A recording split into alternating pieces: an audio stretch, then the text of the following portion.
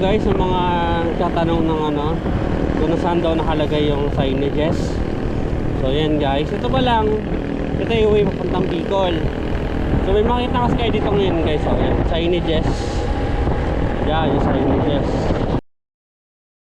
Tricycle, motor, saka bike, bawal. Ayan.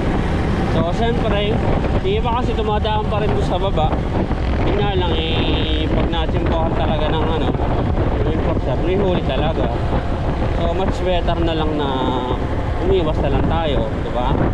Sumunod na lang tayo sa batas. Kasi magkano din naman kasi yung violation pag nahuli kayo dyan.